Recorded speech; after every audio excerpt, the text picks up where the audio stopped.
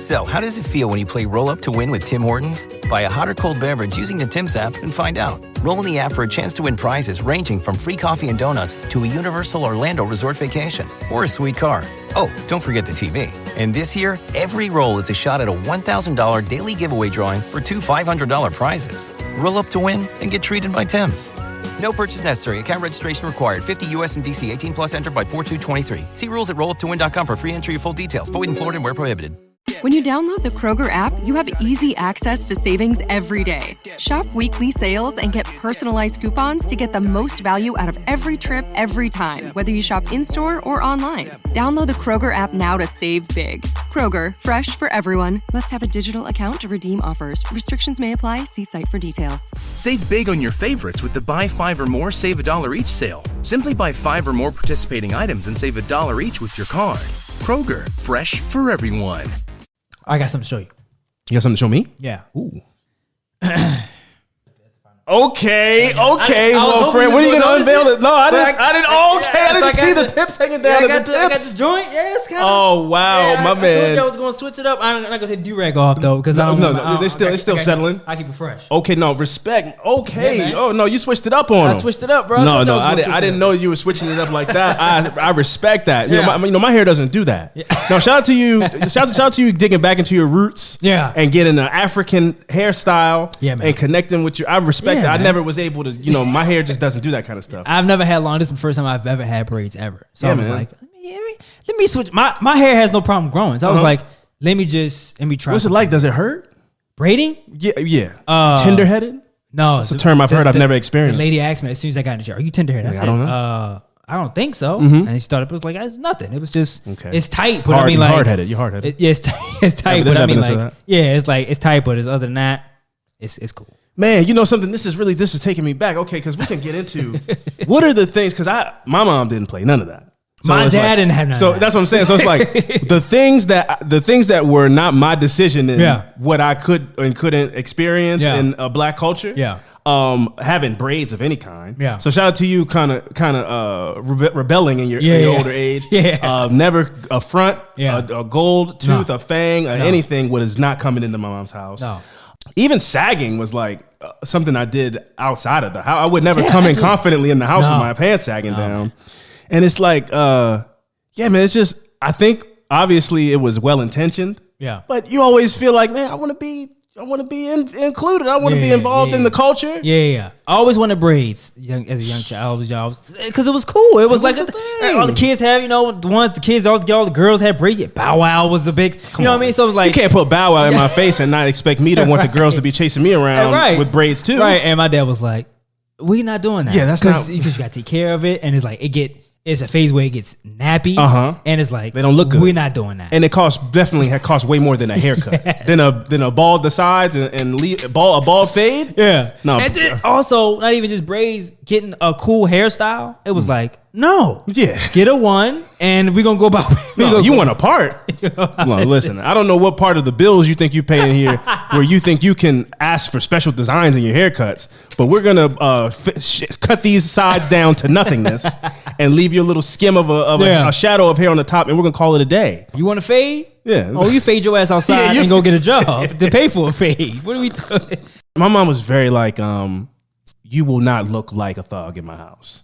And I think that's internalized racism. Yeah. But I understood where she was coming from because we lived in not the best neighborhood when I was young. And she just is like, I don't want you to look like all the other kids that are doing bad stuff running around here. I get that. And also don't leave the porch.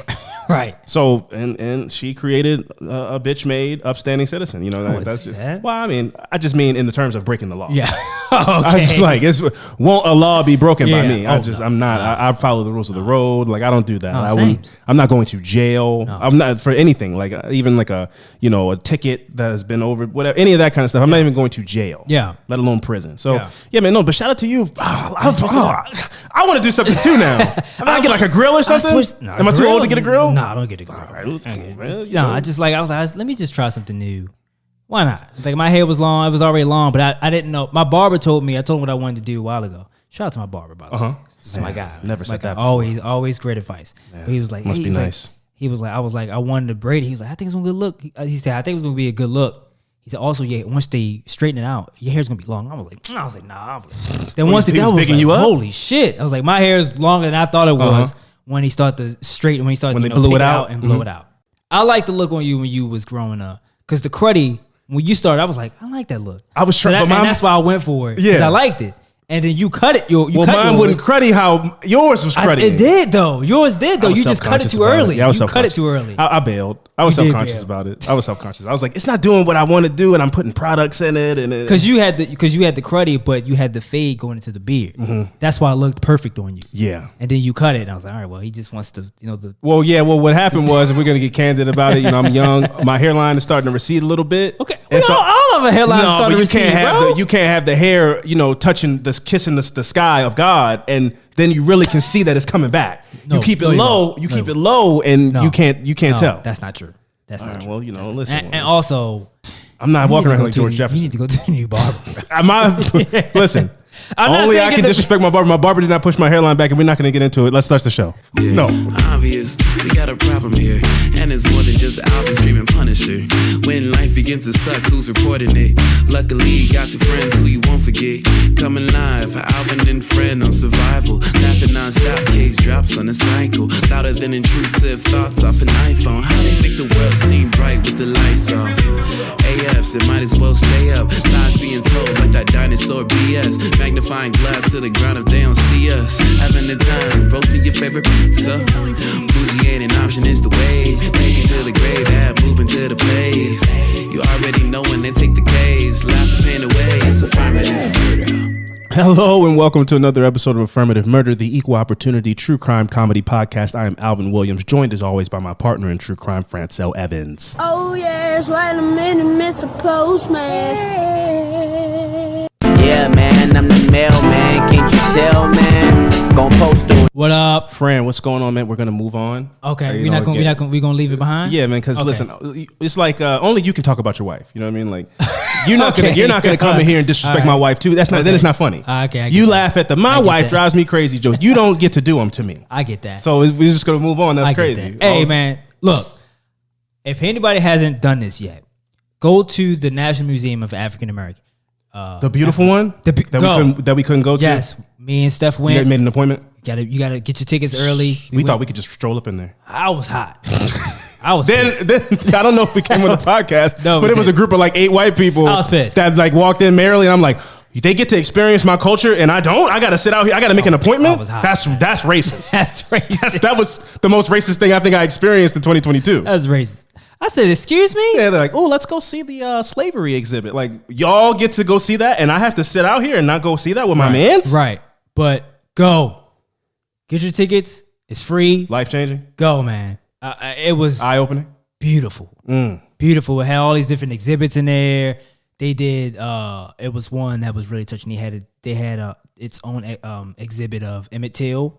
Set up as like his viewing funeral that's type. Powerful. It had the original casket. Oh, really? Had his original casket in there. That's heavy. It was a lot of stuff, man. They had Trayvon Martin's his hoodie? No, he didn't have his hoodie. They had his. He wanted to be a space like an astronaut. NASA? Oh, NASA wow. something. They had because I think something about his uncle or something was in that, and got he him wanted a to do custom it. made one. Or and he had one when he went to like a little like a tour, camp or something like that. Got it. And wow. They had that on display. Wow. They had. I don't want to ruin it, but they had the Black Panther original. Like the uniform. The uniform that I'm blanking on his name. I'm sorry. Chadwick Boseman. Chadwick Boseman, the suit that he wore in Black Panther movie. They had the costume. Oh wow! It was beautiful, man. It was beautiful. I had a great. We didn't even get to see. It closes at like, all the museums close, and it's huge. Closed early. We didn't even get to finish. It was beautiful, man. Go if anybody is close to DC or want to take a trip. Go. I highly recommend it. Yeah, man. I gotta make a trip to that because we tried. Yeah, couldn't do it. Yeah. Speaking of Black History, Fran, did you know they dropped the hip hop Last Dance on Hulu? No. Yeah. So by that I mean the way Michael Jordan in the middle of quarantine they dropped the Last Dance to remind people of his greatness. Yes. And we were all stuck in the house, and it was. I mean, listen. I grew up in the 90s. I remember Michael Jordan, but when you see it all kind of laid out for you in like 6 hours, you go. oh, this really was Black Jesus. This dude was different. Yeah. And then the trash talking and everything like that. Yep. They've made I don't know, I'm only on the first episode, but they made a multi-part Tupac, like Life of Tupac docu-series on Hulu. Can't wait. And the first episode is amazing. The way the first 5 minutes happens, they have like his friends who were with him in the height of his career telling stories. Yeah. And they tell this story about how he shot somebody. It's like cinematography, and the way it's told is so beautiful. And the guy tells the story. He gets down on one knee and lets off 3 shots from like 40 yards away because these 2 white dudes were beating up this black dude. And Tupac was like, I don't think so. Not black people in this country all we suffered from. Yeah. And they say he took one knee like a marksman, from like 50 yards away. He said, I know I hit him. And they went back to the hotel and were chilling. And then the police came to, I'm just going to tell, whatever, this shit was beautiful. But they were going back to his hotel to party. Yeah. And they happened to see this black dude being accosted by these 2 white dudes. Yeah. And so he got out, got his gun, and shot at the guys to get him to leave the dude alone. They go back to the hotel, and his friends are like, we see the police like pulling up to the hotel and everything like that. And he's in a different zone. He's like just smoking weed, chilling and everything. Yeah. And he said, we can see the police coming into the hotel, coming up to the room. And we're telling him like, Pac, like they're coming to the room. He goes, no, y'all got to hear this new song. And they say he put on Dear Mama as the police was coming up the elevator to come arrest him because those 2 people that he shot they were police officers. Oh, shit. That's when he got in trouble for shooting those police officers. So I didn't know that. Yeah. That's new to me. He shot 2 police officers, but he beat it. Damn. Because it was like they were undercover or off duty and they had guns. It was just crazy. So he beat it, and so he didn't go to jail for the rest of his life. Yeah. And they didn't die. Oh, okay, I'm about to say it wasn't murder. But that's when he played Dear Mama for a hotel room full of people that had just came from the club while they're telling him like, yo, this weed in here? Like, we gotta go. He's like, no, fuck that. And he put on Dear Mama. The music was playing? Yeah. Man, yeah. It's like, you all appreciate it. He's like vibing. And the police came and knocked on the door and came and arrested him. I was like, this dude is the one. Wow. So just in that kind of moment, when we're in the era of like Travis Scott and Drake and all this type of stuff, I think this comes out and you go, oh, it was different. Rapping was different. That these people were like real idols and stood for things. Some of them, obviously, it was like that guy that does the Humpty Hump dance wearing that was his real nose, right? Who, Humpty Dumpty? Yeah, I thought he had on the masquerade nose and glasses, right? Like with the mustache. He had on one of those, right? Yeah. Okay, I was just making sure. I didn't want to be racist and be like, he had a fake nose. Like that was a fake nose, right? Yeah. Okay, so yeah, the Humpty. There was like guys that were being silly, but then there were guys that were really stood for something. Chuck D and it's Ice Cube and Tupac and Nas. And the first episode so far is amazing. It talks about him growing up as a Black Panther and his mom. So I think that's one of those when they do this. Especially for Michael, I'm not sure for Tupac, but especially for Michael Jordan, it was just like. Let's kind of remind LeBron is getting all this and like the greatest. Let's kind of get this back out there. This narrative that Michael Jordan is the greatest. Nobody making a lot of people's not making an argument, but it's like let's kind of get the argument stirred back up again. Yes, and it's like I think they're doing that for Tupac as well because now it's like a lot of hip hop isn't what it used to be, right? You hear a lot of Jay-Z and Lil Wayne coming up as who's the greatest, and it's like we kind of need to. Remind people that he wasn't just a guy that was like firefighter, fire lighter, baby. The history of hip hop is like for sure. It's more than what it is now. And we getting older, kids are younger, and all these other don't even know who Tupac is. Yeah. So I think I agree with you fully. Yeah. And it's so much deeper. So far, the first episode isn't really. It's about his raps, but it's about he wasn't just rhyming. Yeah. Like he was talking about real. As a matter of fact, they said one of his first rhymes that got him noticed was. His friend wrote the first line. His friend was basically rapping about how poor they were and how depressed he was. And his friend was like, I'm not fucking putting this shit out. Because there was no Brenda's Got a Baby, Dear Mama. Yeah. There was no songs that were introspective and everything was bravado. Yeah. So before Tupac, making a song where you're like, and my mom's on drugs and I'm hungry and what am I going to do? Wasn't a thing. Yeah. That was like, you look like a bum. Like you want to sound Gold Chains, Life, I'm the man, whatever. So Tupac was like, no, man, let me do something with that line. And he took the paper out of the trash, took the first line, and then filled it in with his own stuff. Yeah. But he said that first line was so real that he wanted to do something with it. Yeah. And that just speaks to, it wasn't just like, I want to rap. Yeah. He had a mission. His music wouldn't land today. It's too deep. It's too deep. The closest thing that I can think of, and so I disagree with you kind of, is Kendrick Lamar.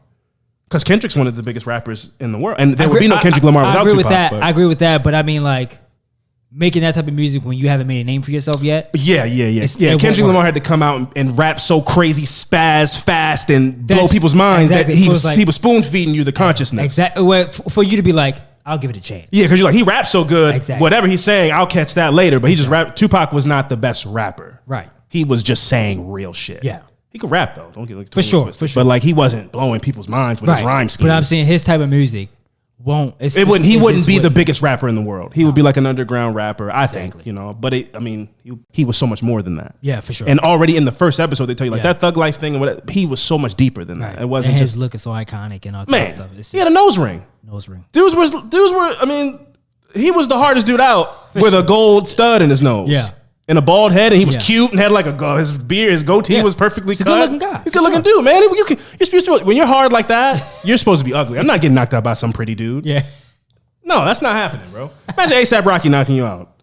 And he's like, I'm the prettiest dude in the world. Like, no, you can't get knocked out by that dude. No. So, but Tupac was doing that, spitting on people. He didn't care. He was really like, if you disrespect me, I'm coming with 100 times disrespect. Shit. So, like, I really recommend people. It's called Dear Mama. Go check out the Tupac Last Dance is what I'm kind of dubbing it. It feels like that. It feels like we're here to remind people of what real hip hop is. Sure, and, the origins of rap and the 90s and his legacy. And I thought and I think it's beautiful. And it also is like centered around his mom's influence in his life. Okay. That's why it's called Dear Mama, and how she was a Black Panther. And so everything that he stood for that we learned about, he got from her.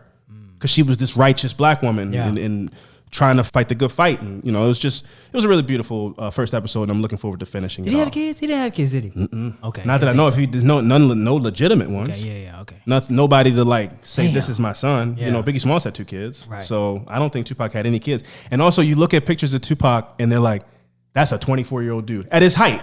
Yeah. Young. I'm older than Tupac ever was in his life, and he still looks like so much more of a man than me. And I think that's just because I respect him so much that I don't see. A 24-year-old dude is a kid to me. If somebody comes to me and say they're 24 years old, they look like a baby. Yeah. But Tupac will always look like just this strong man. Yeah. Didn't sound like he didn't talk and he was his mind, everything about him. Yeah. He had been here before. For sure. So yeah, nothing but love and respect to Tupac. Maybe we should do that someday. We should go dive into that someday, because that's a true crime story, tragically. But yeah, man. Yeah. Might dive into that someday and really pay it the respect that it's due. Right. But did you have anything you wanted to touch on? I did want to touch on something, but it was kind of touched on back to what the museum I went to. Mm-hmm. There was a picture that I wanted to talk to you about, and I wanted the listeners to I've never been to a place where the people around me, when I see these people, like, because the reason why you don't get through this museum, because it's a lot of, if you really want to be, immersed in it, you got to read. There's a lot of reading and kind of like observing. Like if stuff. you skim it, you could get through it quickly, but you're not supposed to. You're not supposed to. And it's like there was, in DC with the Smithsonian museums, there are a lot of field trips, and it's kids on the rest. It's like, I think they should limit that, right? So that people can get up on the plaques and read. Yeah, because a lot of kids, and most of the kids that were there were white. Well, if the school's probably like, let's get you some culture. Probably, and it's just not. And you can tell. I'm not saying that at my age, I'm like, yeah, say it, bro. Say it. It's just they didn't really care, bro. It's just like, I think they're too. Were they like kids? Like teenage. Oh, teenage. Oh, that's sad. I thought you were saying like 8 or something like that. No, like teenage kids was like, the sports section of it is like, LeBron James shoes, and it's like Jackie Robinson. Into that, you see that, but it's like there's no other stuff like shackles and from slavery and stuff like that. This is sad. Thanks. They're not reading that thing. And this isn't lit at all. There was a picture and I'm gonna show you the 2 pictures. These are 2 pictures, right? Have you seen these pictures before? No, but they're beautiful. Now these are pictures of like. It looks like two black boys with birds on their head in a bird cage. In a bird cage. That's right? beautiful. Right. So I'm gonna read you the caption of the pictures. That's just beautiful artwork. But I'm sure it's something depressing that you're about to read. Oh, for sure. Yeah, for sure. For sure. It's like a red bird cage and then a black and white photo of a boy with a bird, like it's a graft to his head. Yes. Like they're one. The bird. So next to the picture it says, these are the artists. His name is Rashawn Rucker, right? Mm-hmm. And it says Rashawn Rucker is best known for his work dealing with black male identity and social conditioning. In his psychological redlining series, he merged portraits of African-American men with images of rock pigeons. Rock pigeons are generally viewed as urban, unclean, and nuisances. Rucker asserts that people perceive black men much the same way.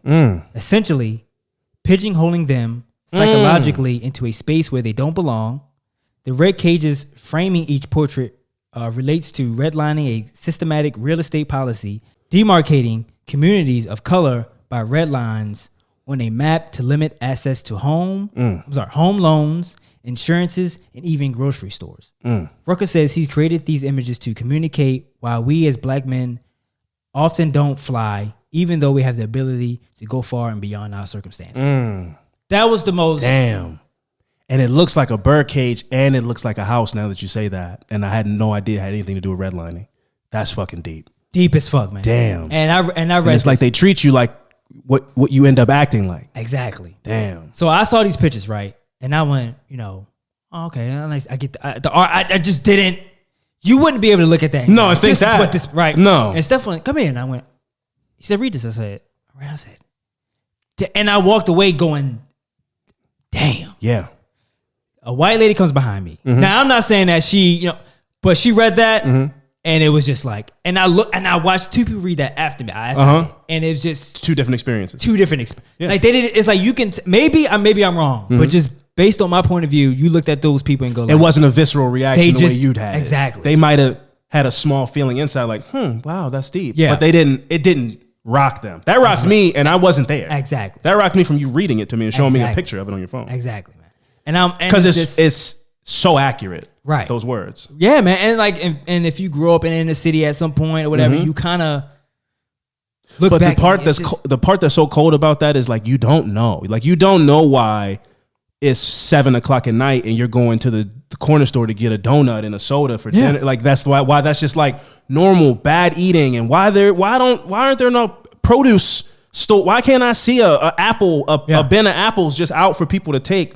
And why is there no food for miles? We got to get in a cab or something. Like it's just these neighborhoods. It's only neighborhoods for miles and miles and miles until you get to like going to a grocery store is this whole trek. Yeah, everything they section you off, but you don't know it. You're just like, this is the environment that I know. Yeah, and everything that comes along with that just becomes normal to you, and you don't realize how systemic it is. And then when you grow up and you become that, you don't even blame anybody. You just go, this was always what I was meant to be. Yeah, man. Please go, man. Please. It was a very, I got to go back because there's a Oprah Winfrey type of. Oh, she got a whole wing? Yeah, we didn't have time. It was time to go. Shout out to Opie Dub. Go, man. Go. Yeah, no, that's powerful. I definitely learned a lot of stuff that I didn't know. Shit. Yeah, that's fucking deep. Well, we don't have any Patreon shout outs this week. So what we're going to do is we're going to take a quick break. And when we come back, we're going to get into some fucked up shit. So stick around.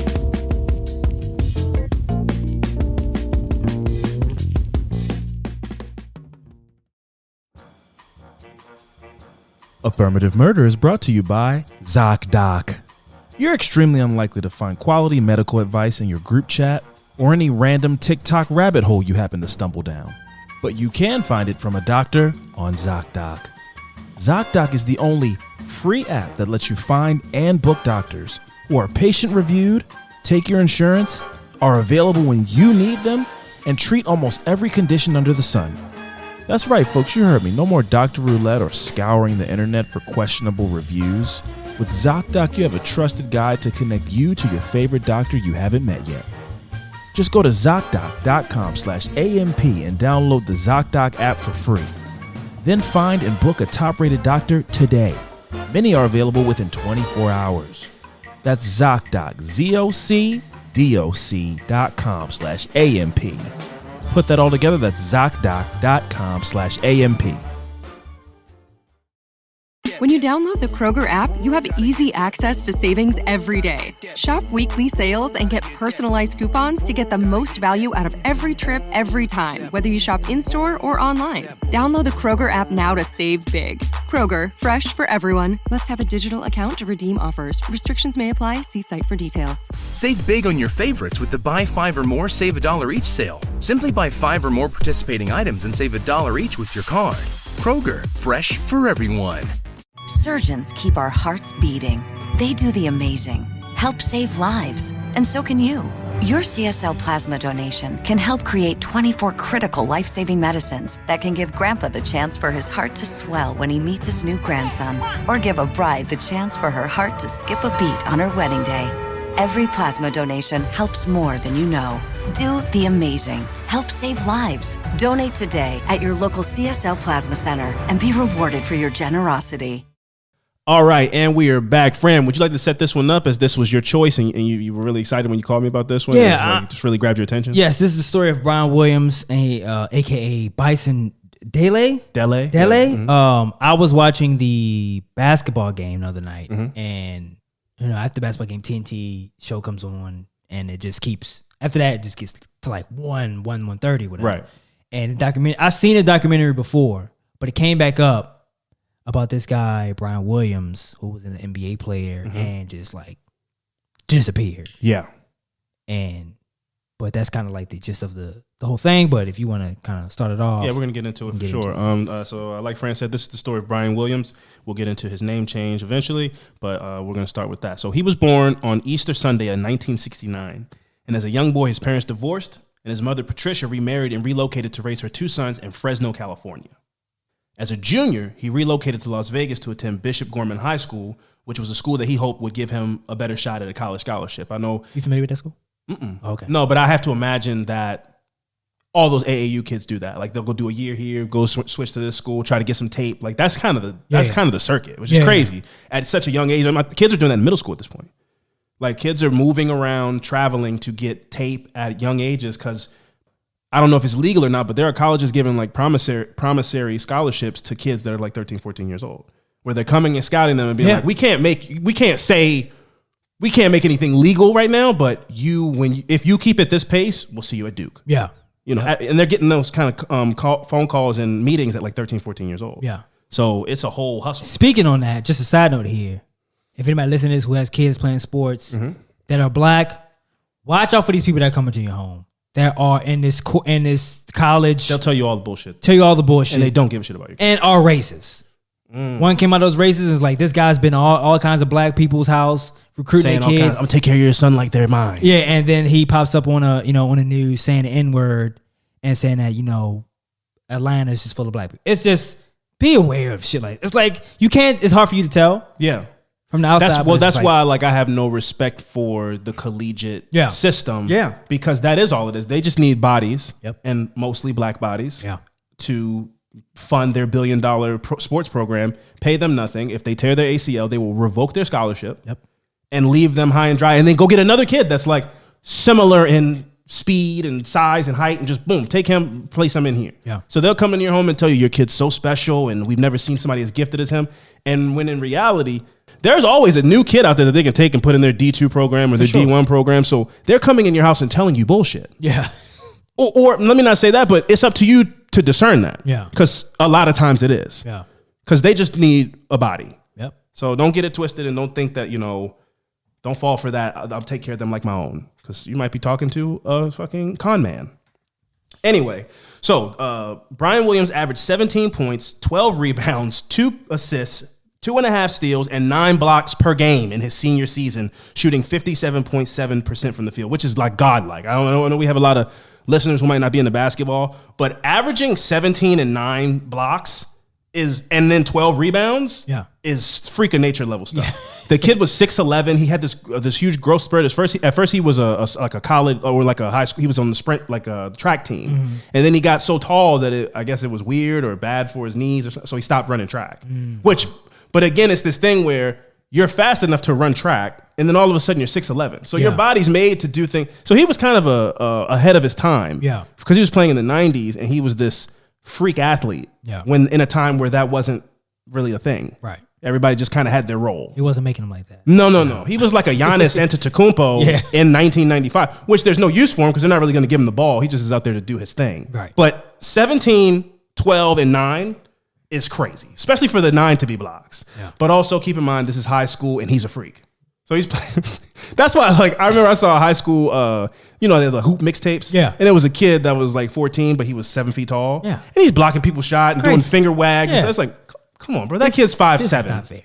Don't be cocky. Just do your thing, but don't be a dick about it. Yeah. Because you should just be like, I know, I'm just. You got a God's gift. I'm from God. Yes. Like you guys are normal people. Yeah. Let me just be humble. You do that at the next level. Keep that fire inside you, but you can't smack A 14. If you beat my fucking shot off the glass and we're in JV high school basketball and I'm 5'7", like I'm really gonna put my hands on my hips and be like, really? Are you yelling like an ant? You're like, ah! You're doing the Kevin Garnett yell. I'm a boy. Right. You have the body of like something from Harry Potter. So anyway, like I said, in his senior year, he transferred to St. Monica Catholic High School in Santa Monica, California, where his jersey was retired after 1 year. Wow. So he's putting up crazy numbers. Yeah. His collegiate basketball career began at the University of Maryland, where he played for 1 year before sitting out the next season while transferring to the University of Arizona, which is a notorious party school, but I don't have any information on that, but definitely Gilbert Arenas went there, Richard Jefferson went there. Yeah. I think Rob Gronkowski went there. Some dudes had a lot of fun at Arizona. After playing 2 seasons at Arizona, Williams was drafted with the 10th pick in the first round of the 1991 NBA draft to the Orlando Magic. He saw limited action during his 2 seasons in Orlando, and after playing for Orlando, Williams joined the Denver Nuggets, for whom he played 2 seasons as well. In 1993-94 season, he played a career-high 80 games and averaged 8 points per game. Williams then played 1 year for the Los Angeles Clippers, earning increased playing time and averaging 15.8 points per game. Solid season. Yeah. A great guy. Yeah, it's a great guy to have available to you on your team. Yeah. So again, it's kind of turned into like a journeyman a little bit. Yeah. It's like it's a guy you want on your team. Yeah. Now he's been in the league a couple seasons, getting to veteran status. He's a solid guy to just have on your bench. Right. Due to a contract dispute and reports that Williams was asking for too much money, he could not find a team at the beginning of the 1996-97 season, sitting out most of the season. He was then talk about a blessing. He was then, so you sit out, nobody wants you, whatever. So you come and you take like the veteran minimum. Right? Yeah. He was then signed by the Chicago Bulls 9 games before the end of the season, right in time for playoffs. Perfect. The dynasty. This is they're on the run for their 5th championship, and you get picked up by a team that's like everybody knows Mike is back. This is Mike back year. Yeah. You're like, I'm gonna win a championship. 9 games left in the season. They come pick you up. God bless. So now you're gonna get all the TV time. Oh, yeah. You're going to reinvent your career. Yep. And so he was picked up by the Chicago Bulls and became an important backup player in the Bulls' run for their 5th championship. So not only did he get picked up, he was effective in the run. Yep. So he really resurrected his career. Yeah, man. I think Steve Kerr said, sometimes you pick people up, but I think Steve Kerr said they wouldn't have won that championship without Brian All Williams. of them said that. All of them said all that? Of them said that. Okay, yeah. well then. Scottie Pippen, all of them said okay, that. well then, hey, all right, well, now take back what I said. I thought Steve Kerr was just trying to be nice. Trying to make somebody feel good. They're like, no, this guy was everywhere. This guy's a freak. So, Brian's up and down NBA career had finally taken an upswing. He was an NBA champion, and he could be linked to a relationship with pop legend Madonna. Life was good. Now, I'm not too familiar with Madonna. Okay, I know who she is. Uh-huh. I know a little bit of her work. She was the one. Okay, she was her. That was gonna be my question. She was her. I mean, Madonna in 1995, 1985. That's the only name I. She was Rihanna. Madonna was Rihanna. She was it.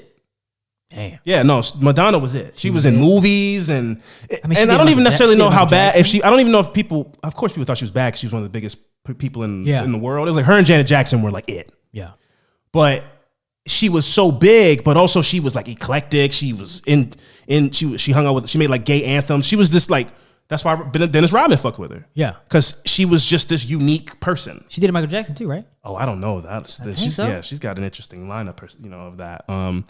She was like Rihanna. She was it, huh? She was the one. And for her to be dating this dude, I mean, good for him resurrecting his career, but Dennis Rodman was that dude. He was that dude. So this guy wasn't that dude. He was on a good team, and I think Dennis Rodman, I don't know how official her and Dennis Rodman were. They both kind of freaky. So Dennis Rodman was probably like, yeah, we had our fun, but if you like Brian, that's cool. That's cool too. That's cool too. You could date Brian too. That's fun. You do your fun. You have your fun. And she was like, okay, Dennis. And he had a wedding dress on, and then he left the room. He was that dude though. Yeah. So Brian Williams seems more like a square, like a chill guy, and everything like that. And when you win a championship, and Michael Jordan saying, I wouldn't have won the championship without you, your phone rings. Yeah. So life was good. Life was on the upswing for Brian. So in 1998, after a brief disappearance, he changed his name to Bison Dele to honor his Native American and African ancestry and played his final season under that name, walking away from an NBA contract worth $36 million on the table from the Detroit Pistons. He just was like, and something, I respect his reasoning behind it. What Bison had said is that he was never really passionate about basketball. He was just a really gifted athlete, which he was. He was 6'11", 260 pounds, could run up and down the floor, great he just had a gift. Yeah. And he used that gift to make a lot of money. And when he felt like he had earned enough money, he was like, I don't like the interviews and the traveling. I don't like this lifestyle, and I don't want to play basketball anymore. And so I'm out. At 30 years old, he still had enough time he had a $36 million contract on the table. I don't think a lot of players, I'm sure there's positive players like that in the NBA now, but won't take that bold decision because of the social media. Oh, yeah. They'll kill you.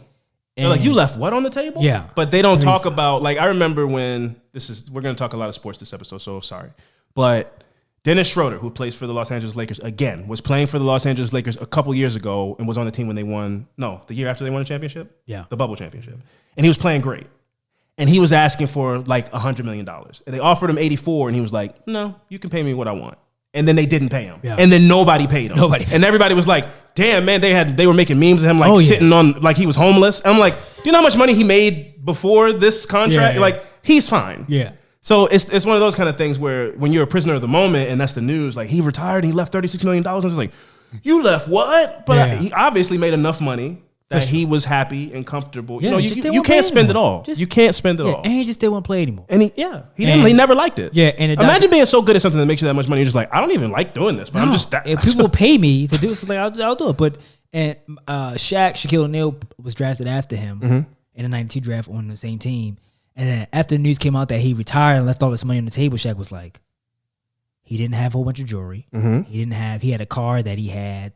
That's like his first car. He didn't have like a huge house. He was like, humble guy. He saved his money. Yeah. He saved all his money. That's why he was able to make that decision to just retire. Crazy money in the bank.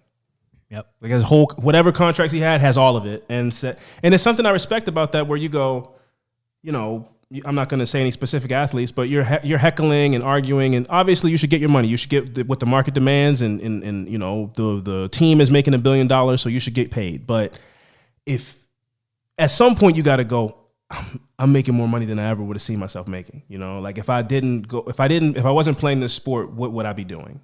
And Brian Williams seems like an intelligent guy and a cool, chill guy, and he's smart with his money, so maybe he would have been fine no matter what. But being a 6'11" dude who's a CPA doing people's taxes is kind of a waste. So he was like, I'm going to go and get my money, and then when I've made enough money, I'm out of here. Yeah. And he did that. At 30 years old, retired for the rest of your life. Done. So he spent his retirement doing the things he loved. Playing the saxophone, violin, and trumpet. So this guy's very eclectic. Yeah. He loved adventure traveling with all that money. Just like, I'm going to go to Peru. I'm going to just go wherever I want. And do whatever I want there. Like, that's, man. That's a dream. I'm so jealous. I'm so jealous. Like, that's, man. Like, I can wake up anytime I want. I have plenty of money. I'm going to go to Mexico, and everywhere I stay is going to be a 5-star villa, and people driving me around with security. I also don't even need security because you don't wear jewelry. Nobody knows who you are. Yeah, like, no responsibilities. I can just hop on. Man, look. A dream. He's like, I'm good. Man. Who wouldn't want to have to do nothing for the rest of their life at 30 years old? What?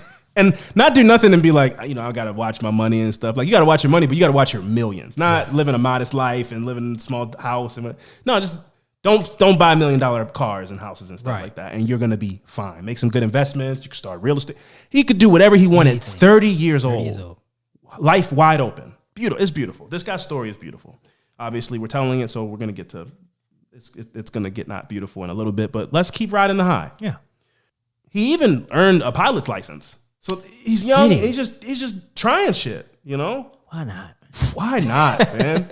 I'll tell you like this. If my life had gone this way and I was 6'11" or whatever and had the same mindset as him and I retired, I'd jump out of a plane at 30 years old. Just be trying. Just fuck it, man. Like, why not? Like, my life's so good. This can't go wrong. Yeah. Sometimes when you just live an okay life, you're like, I don't know. I don't want to fall out of the plane and the parachute doesn't open up.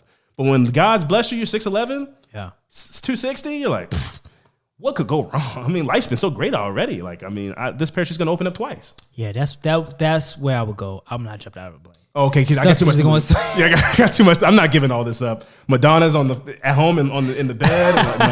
No, I'm due for something to go wrong. That's a good point. Like, life's been going too good. Like, I'm not gonna put myself in a position to I'm not opening up umbrellas and doors. No, you're right. I take back what I said. I'd be living a very cautious life. Actually. Yes, I take back what I said. I'm not jumping out of the plane. I take it back immediately. That's a good point you bring up. Like, yeah, your life has been too good. Like, you're due. You're due for some bad shit, and don't put yourself in a position. Right. Let me go to Cartel Mexico and like I don't speed it up. Nah, fuck that. So he would eventually take up sailing and purchase a 50-foot catamaran. Somewhere around July 7th of 2002, Bison, his girlfriend Serena Carlin, the captain of the boat Bertrand Saldo, and his brother and Bison's brother Miles DeBoard, formerly known as Kevin Williams, were sailing near a small island west of Tahiti. Yeah.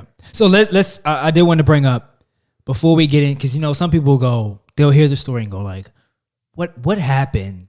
Because some people go like, it had to be something going on for this guy just to leave money to retire from the NBA, which is like a dream. To leave so much money on the table that people would love to wouldn't think about twice of having that much money. So I think it's less than 5,000 people that have played in the NBA ever. You know what I mean? Like it's something crazy. Like it's not that many people. It's such a dream. That's crazy. Yeah. But Bison, with his early success on the court, he was diagnosed with clinical depression. Okay. So I kind of want to put that out there. So he did have some type of some mental health issues. For sure. And there was a time when during a flight, he went to they fly private. Mm-hmm. He went to the door and was like, I wonder what happened if I open this. The sky? In the sky. I don't know if I happened to open this door. Man, the way he would have got jumped. And then people already had some suspicion like leery something. Of him. He's off. Like he's off a little bit. And it was like when he did that, they was like, trade him. Let's keep an eye on him, man. Because something is not right. He stared at that door handle a little too long. Yeah. The whole flame was just got up and was like, I wonder what happened if I just open this shit. It's like, that's great. Then after that, they kind of kept an eye on him and was like, something's not right with this guy, and make sure he doesn't sit. You're going to catch the bus from now on. Yeah, sit in the back of the plane or don't get up near the door. Because the way I'm going to rock your jaw, if I see you walk to the front of this plane while it's in the sky, is not going to be funny. Yeah, so you could say, yes, he lived in a life that he wanted to live, but it's like, but he had his own mental battles that he was dealing with. Right. And I would say I've come a long way in understanding the journey of mental health, because I remember when I was like 19, there was this dude I was sure was going to be the next LeBron James. Yeah. His name was Royce White. And at the time, I had a lot of disparaging things to say about him because he wouldn't fly. He had anxiety. Yeah. But in 2011 or whatever that was, it's like anxiety. Man, if you don't go in, they paying you to go. You better get on as good as you are. Yeah, I mean, this dude was really he was kind of ahead of his time. He was like a point forward. Yeah. Like I thought his game was beautiful, and he was not in the league for more than like a year or two. No. He would catch a bus to the games. He would not fly.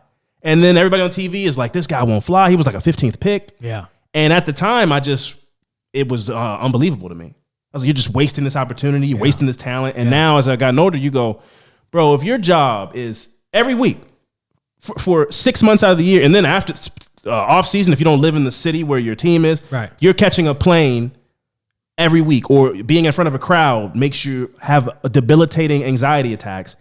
You can't do the job. Yeah. This idea that and I was like 19, I'm like, suck it up, man. Like, what do you mean? You're scared? I just was like, it was really insensitive. But when you get older, you start to understand that it's deeper than what you're portraying it to be. Right. So I just wanted to speak on, sometimes you get it wrong. And that was one time I got it wrong. But shout out to Royce White, very talented dude, and hope he's doing all right out there.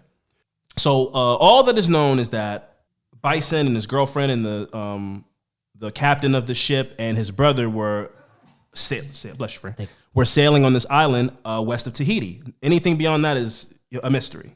But Bison's boat was found abandoned, and Miles DeBoard rose a lot of suspicion after flying home to the U.S. from Tahiti and shortly after signing his brother's name while trying to buy $152,000 worth of gold in Phoenix, Arizona. Gold? Yeah. Because I think it's this idea that this is why it's suspicious to me. Gold is like at least in the 90s, people still believe gold is this universal currency. Like you could take gold anywhere. It's almost like buying diamonds. Yeah. And you go, I can go to Morocco or Germany, and instead of having a big bag full of cash, I have, $152,000 worth of gold. I don't know. That's probably a couple of gold bricks. Yeah. But gold bricks are heavy. Yeah. So it's just crazy. I don't know what he was going to do with this gold. Unless it was a gold chain or something like that, but it didn't say that. It said $152,000 worth of gold. Is it worth more than money? I don't get. That's a whole thing I don't get into. Because see, the standard for U.S. currency isn't gold anymore. It used to be. Now it's debt. Okay. So it's just made up. Yeah. It's like the U.S. owes this much money to everybody around the world, so that's how much money we are worth because we have to pay that back eventually. Yeah. So we just print the money up, and there's nothing backing it. It's not like it used to be like for every $1 that's printed, the Federal Reserve has a piece of gold worth $1. Yeah. But that's not the case anymore. So, Okay. but I don't even know if that was the case in 2002. So, but I guess maybe it still was. Either way, this guy, his brother's missing. He flew home and abandoned the boat in Tahiti. And now he's in Arizona like a month later buying gold and signing his brother's name, who's missing. So very odd. So Miles DeBoard also had a short career in the NBA, but was not nearly as successful as his brother, Bison. In part, Bison, formerly known as Brian Williams, just to be clear. So his brother, Bison. In part because of his asthma, making him always in the shadow of his older brother. Or I think they were twins. Were they twins? I didn't really catch that. I think he looked alike. But Bison was older, probably. Yeah. Well, his brother, however. Both huge human beings. Like Crazy. one of them, I think Brian was 6'11", and his brother was 6'8". Man, God bless her mom. And whoever the dad is that she divorced, their genes combined is like, shit. That's such I don't even want that height. You're a freak. If you don't go to the NBA, you're just walking around. I saw a dude, I was at the farmer's market this weekend. He was like probably 6'11". And it's terrifying. And he was just like a guy, so his knees were kind of knocked and stuff. Yeah. Like he wasn't like that's why I think LeBron James and Giannis Antetokounmpo are so scary, because they're huge, but they're not long, like a Bol or these guys where they're like long and skinny. They're so thick and look sturdy. This guy was like frumpy. These are not. I mean, is that? I don't know if that's a condition that I think that. over Well, time. I mean, I know not to need people that are like 5'6". So I'm talking about, like, is that like a condition that you get as probably you get your older? legs grow too long and that it what it just is? gets weird. I don't know. Yeah. But this guy it looked like it hurt to be him. And I heard people hate that too. I heard people when they go, like, if people ask them things about their medical, that tall people when they go like, you play basketball? I heard no, tall people man. hate that. Like they can't. Like, I think work about at all the time. Kroger. I bag groceries. I'm just a normal person. I'm just tall. That would make me mad. I'm gonna be honest. I mean, I'm saying as the person who's asking. Okay. I'm like, you didn't do nothing. Nothing? No. For real talk. I would be the same. I would be mad. So Like- he would be this guy that at the farmer's market would be a guy that would be mad at me because I'd be like, you didn't even go get like a D2 something volleyball. I was about to, exactly. Come on, man. I mean, you just wasted that. Yeah, take advantage. That's a gift. Take advantage of it. Come on, that's crazy. Now you got me mad. Sorry. So, like I said, he was Miles DeBoard had always been in the shadow of his brother. He changed his name as well, and I think maybe being in the shadow of his brother, then his brother changes his name for this deep reason, and he has this resurrected NBA career, and you're only known as Bison Dele's brother, and I think he changed his name too because he didn't want to be known as that name because that's what everybody knew him as. Kevin Williams. Brian Williams' younger brother, a.k.a. Bison Dele's younger brother. Yeah. Or brother of whatever kind. Probably worse if you're the older brother. Yeah. That's definitely worse. If you're the older brother and you're in your brother's shadow, that probably really does something to your ego. But I think it might do something either way, being in somebody's shadow. But I think what do you think? I think either way. I think older. Because, like, you're supposed to have... I think it doesn't matter, like... Why I'm just saying, you're the big brother. Imagine your younger brother sunning you and being like, for sure. You need some rent money for this sure, week, yeah, or for you need a sure. job, or whatever. It's like, I'm supposed to look out for you. Yeah. So DeBoard was regarded as the only living person who knew what really happened on that boat. He told his mother that no one would believe his story. And then less than 2 months later, on September 14th, 2002, he was found near a Tijuana border crossing after allegedly intentionally overdosing on insulin. He was rushed to the hospital where he was diagnosed to be in a coma, and the family informed the doctor informed the family that he would not come out of this coma. 2 weeks later, Miles DeBoard was taken off life support and died surrounded by family praying. With his death, investigators lost their key witness in the disappearance of Dele, his girlfriend, Serena Carlin, and the boat's skipper, Bertrand Saldo. The prevailing theory is that DeBoard killed the three of them, possibly by making them jump ship at gunpoint and deserting them in the middle of the ocean, which is like so hateful. Yeah. Like that is to just leave your brother to drown. And but we don't know if that's what happened. I mean, anything that happened, he shot him on the boat and threw him off. Anything that happened is terrible. But that specifically is so heartless. Bison, Serena, and Bertrand's bodies have never been recovered. And I think there was a couple other theories that were circulating about that whole situation where he might have held them at gunpoint and made them jump off the ship with shark-infested waters. And there was another one where he said that him and his brother got into a fight. The girlfriend that was there tried to spring up the fight. Okay. They pushed her off. She hits her head on like a boat cleat and dying from her injuries. Ooh. And then they had the skipper, the guy who was driving. The skipper, and he was like, "We got to go back, to report this." And he was like, Bison panicked and beat him to death with a wrench. No, Miles. That's what you're saying. No. Bison did it? Bison killed the shipper because he panicked because it was like, we have a dead body on it. And then he went to attack his brother. What's his brother's name? Miles. And Miles had a gun and Miles shot. Miles the board shot Bison. That is. And killed him. And then he tied. There were weights that he found on the boat, and he tied them to the weights and threw them into the water. That is a really cold-blooded theory. That's completely different. That's what he said. That's what he said. Miles DeBoer didn't do anything. And that's version. He was saying that that was self-defense. That's what he's going like. I think that's a little bit of. That's what he said. That was self-defense because he thought his brother was going to kill him. I know that. Why did you have a gun on the boat when your brother's paying for the boat? It's his boat, and you guys are in this beautiful vacation. Why did you have a gun? But anyway, it's like, of course he said that. I don't know. What do you think? You believe that? I don't know, man. They said they found. So bullet either holes way, in there's the a ship. gun. Let's just. Either way, there's a gun. So both are equally plausible because we'll never know what really happened. Yes. So what do you think is more likely? That he lost his mind or whatever, got a gun and was like, everybody get off the boat? Or they were fighting. They push his girlfriend. She hits her head and dies immediately. Yeah. The skipper says we need to go back and report this. And then Bison Dele beats that guy to death on his own boat, I guess, in theory, because he doesn't want his life to be ruined. And that's his girlfriend. But why wouldn't you want to go get her help? You know what I mean? Like, it's just like you automatically like, fuck her. It's about me. I'm killing another person, making this way worse. Yeah. Then I'm going to kill my brother too. And then his brother pulls a gun out and shoots him. Which one is for you? I don't know, because he wanted to live this life where he's like, I'm on my boat. I want to travel and live off the grid, essentially. I don't want any attention.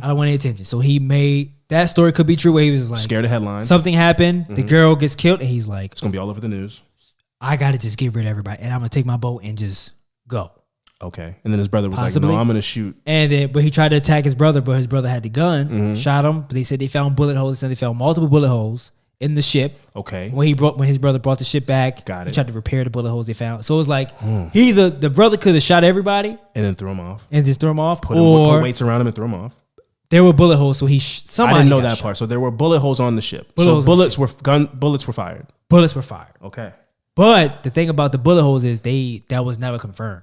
It was a story told out there, but there was never in like documents where it was like this. So we don't. That story, the theory that you told could have been true as well, where it's like no bullets, no bullet holes, and he just forced everybody. Which is just shoot me. Yeah, no, leave me to Shark Festival. Get tired and drown, or get tired and get eaten. Get eaten. That's not happening. Yeah, that's cold. No. So both died, so we don't know. Yeah. We'll never know. We'll never know. And then there was a story went around where his brother, Chad, is that Miles DeBoer. He was into these get rich quick schemes, and his brother was the financial the backer. So he would go to him with all these different investments and shit like that. It's gotta be so annoying. And he said that Bison got fed up. Yeah. And was like, that makes so much sense to try to approach. I'm on my vacation. I'm not doing this anymore. And a fight could have broke out because of that.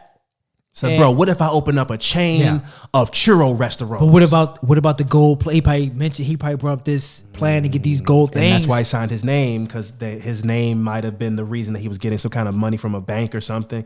Possibly. Some kind of gold scam. Yeah. But they said his brother was always in these, hey man, let's do this. Come on, man. You know what we should do is like, and it's like, as your brother, you go, the first couple you go, all right, man. None of them are working. One of these has to work. You can't just keep coming to me and be like, you can't come up here striking out on these investments, man. And you don't respect the money, so you're like, come on, man, give me another $1 million. Yeah. I'm gonna open up this sneaker store. I'm not an NBA anymore. You're digging into my funds.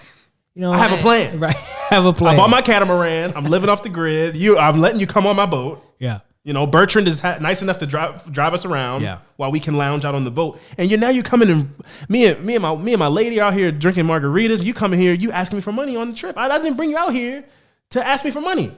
Oh, that's how you feel? Everything I've done for you. That makes sense to me. Like you just, but if that's what happens, then you have to either they started fighting or he pulled the gun out. Imagine you living in the shadow of your brother. And you're not making as nearly as much money. No, and you played and you tried to do what he did. And you just failed. And he won a ring with MJ. Yeah. Yeah. It's not like he just, I played a little longer than you in the NBA. No. He got a ring and Michael Jordan knows his name. Like it's the polar opposite. And it's like, I don't have as much money as you. I'm trying to find a way to kind of create my own path or whatever. And I need your help. And it's like all my things failed. And it's like, now I don't have any other options. Now you don't want to help me. Look how lucky you are. Yeah. Mm-hmm. You don't want to help me now? Okay, well. Fuck you. And that's a perfect way for us to close it out because I found this quote and I wanted to read it because it's what I believe happened. So it's a quote from Aristotle and it says, jealousy is both reasonable and belongs to reasonable men, while envy is base and belongs to the base. For the one makes himself get good things by jealousy, while the other does not allow his neighbor to have them through envy. So basically what that quote is saying is jealousy is almost like a motivator. You're like, oh man, I wish I got to get like him. I want that, yeah. But envy is like, fuck him. Yep. Why don't I have that? Exactly. And that can boil over and be volatile. Yeah. You know, so a little jealousy is fine. I got to get me a pretty girl. I got to get me a nice job. I need me a good car. Yeah. Man, I'm trying to get like him, but not. He had it all. Why does he have it and I don't have it? Yeah. Fuck him. And we kind of like the same person. Yeah, I have all that. But why is he so lucky and I'm not lucky? Fuck him. I should have that. Yep. That's envy. Yeah. And I think this is a case where you envied your own brother, Cain and Abel. You know, he won a championship with Michael, arguably the greatest player that played. Then he left the $36 million on the table. You know that hurt him. He's like, I could have you. You could have gave that to me. Gave it to me if you wanted to start the pot pie business. You know, I wanted to make homemade pot pies. And he out here dating Madonna. No, that was probably it threw him over the edge. Then he broke up with Madonna. He's just dating, a regular person. Regular girl. Yeah, he's like, this is crazy, man. You're just dubbing Madonna for normal, everyday, regular, nice people. How dare you? Yeah, no, how dare you? I would never do that to Madonna. It's like, you never had a shot, bro.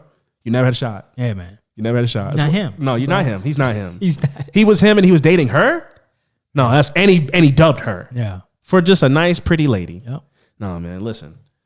This is an absolute tragedy. These stories where it's like no bodies. Yes, it's no conclusion.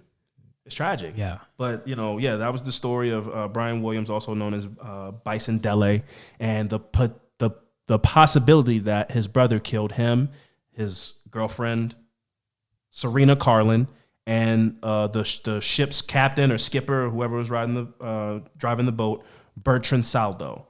Rest in peace to those three people. And because we don't know, I'm gonna say rest in peace to Miles DeBoard. We don't know what happened. And he clearly was going through his own things. And so, yeah, I mean, that's rough and that's a rough shadow to live in. And that's tragic. But, if he did do it, hey man, fuck you, man. I don't know what to say. That's really fucked up to do that to your brother who looked out for you a lot. But, Fran, before we get out of here, what are you thankful for? I've been off all this week. Okay. So I've had a chance I haven't had like a week off in like a year. Mm-hmm. So I'm thankful for like being able to spend time with the family. Like I've been home every day doing being like the what is it called? The home dad, stay at home dad type of role. So I always get whenever I get a chance to do that, it's always fun. Where I get to get the kids out, to get Sophie out of school, go pick them up from the bus, and just to hang out just at home. They're always happy to see me home, which is always a great feeling because I'm always at work. But I'm happy to just be able to spend time with family and just having a job where I can do that. Have a vacation, having a job, and I can kind of forget about it. And then when it's time to lock back in, I can go, okay, well, it's time for me to go back to work. Yeah, and then keep on living my life. But I'm thankful for that. That's beautiful. Yeah, I'm thankful for warm days. Warm days. Just not 87, 76. I just think so much it's such a good motivator to just go out and do things that you make memories. You make memories on 76 degrees. Is there anywhere in the world where it's that's the weather all the time? Yeah, for sure. That's kind of the reputation of California in the springtime.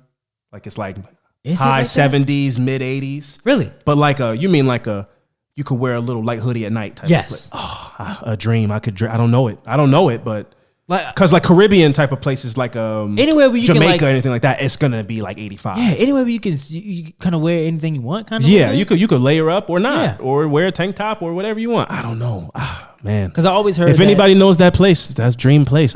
76 every day. I always heard that California was the spot like that, but people used to go. Well, they're used to it. That's why they can wear hoodies, right? In the whatever the degrees it is. I don't know. Sure.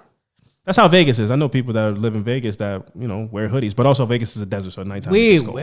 I couldn't. It was couldn't very pinpoint weird. it. I couldn't. Yeah, you can't pinpoint it. It's hard. I'm like, yeah, you got to spend some time in Vegas to really be like, what do you do? Like, I'll tell you like this: in July, August, that time, you know what to do. Okay. If you can be butt naked, be butt naked. It's like it's hell. I used to live there, and my grandmother had like a thermometer that hung outside, and it would be like 122 degrees. In like February?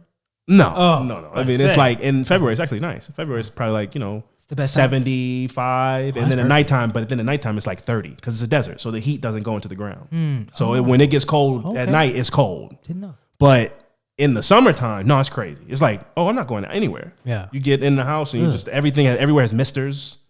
So you're always constantly wet. So hot. Yes, going to the grocery store is like. Psst. When we went, and I was like, there is not a cloud in sight. I was like, what the hell is there's going no water. on? I mean, there's no water. There's no water. I've never seen anything like if this. something went bad in Vegas, you're in the worst. But like if it, like the grid shut down, whatever, it's like, there's no water. It's crazy hot. Like you're immediately. Yeah. I said, where are the clouds? None. They don't make it over the mountains. It's just blue sky. I said, I've never seen anything like this before. It's like a simulation.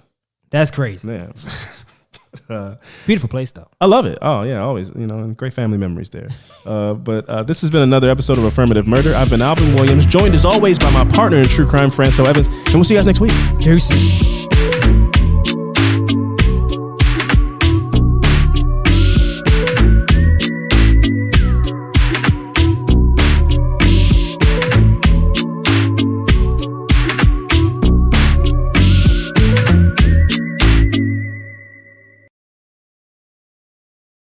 So, how does it feel when you play Roll Up to Win with Tim Hortons? Buy a hot or cold beverage using the Tim's app and find out. Roll in the app for a chance to win prizes ranging from free coffee and donuts to a Universal Orlando resort vacation or a sweet car. Oh, don't forget the TV. And this year, every roll is a shot at a $1,000 daily giveaway drawing for 2 $500 prizes. Roll up to win and get treated by Tim's. No purchase necessary. Account registration required. 50 U.S. and D.C. 18 plus entered by 4/2/23. See rules at rolluptowin.com for free entry and full details. Void in Florida and where prohibited. Surgeons keep our hearts beating. They do the amazing, help save lives, and so can you. Your CSL plasma donation can help create 24 critical life-saving medicines that can give Grandpa the chance for his heart to swell when he meets his new grandson, or give a bride the chance for her heart to skip a beat on her wedding day. Every plasma donation helps more than you know. Do the amazing. Help save lives. Donate today at your local CSL Plasma Center and be rewarded for your generosity.